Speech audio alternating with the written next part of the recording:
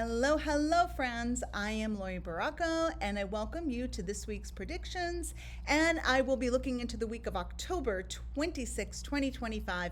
And for this month, I've been using the Happy Halloween Tarot by Soni Graves. All right, let's see what Spirit has in store for us as I give the cards a little bit of a shuffle. And I'm interested to see what Spirit has for us as well. So we're going to select a card from the front of the deck, the middle of the deck, and the back of the deck. This one here wants to come through. All right, first we have the Four of Cups. The Four of Cups.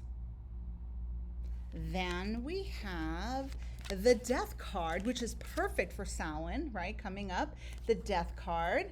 And then we have the Ace of Wands. So, some of you may be saying, what the heck, the Death card, are you kidding me?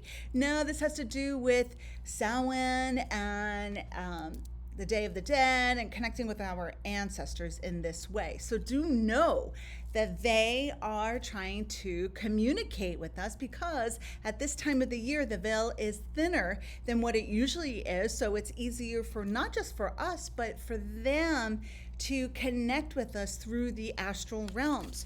So my message for all of us is to not get hung up on how, where, when, what the message is. Just allow the messages to come through from the other side. Whether it's your crossover loved ones, human, fur baby, or a message from your spirit guides, or maybe an archangel, an angelic influence, or a master of light. So try to be more of in the receptive receiving mode than trying to catch it like fishing, trying to send your cast your lure and let's see, I'm going to pull it in now. I put it out there and I'm going to pull it in and I'm going to make it look a certain way because I want this message, or it used to come in a certain way for me. Chances are it may shift and evolve.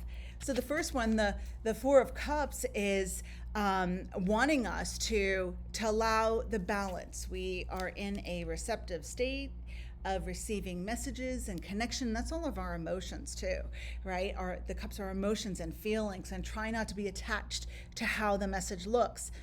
Your loved one may connect with someone else in a different way, in a way that you're comparing yourself, but that's not how you receive psychic messages. So let's kind of let that go. And then again, we have that Death card, which in this instance has to do with the other side. The other side contains many different energies, influences, frequencies, entities, and souls. So it's not just limited to a loved one. It could be a spirit guide, as I mentioned, an angelic influence, a master. And you might even be having some bleed throughs from some past lives. And that Ace of Wands is telling us that our intuitive connections are being amped up, and they're coming in a different way, in a new way, in a way that may create a little bit of second guessing ourselves. So my advice is to state to Spirit, to the universe, that I am open for any and all messages from the other side that are from my highest and best good and come from the most divine and loving sources, and that my higher self filter them through for us. Okay?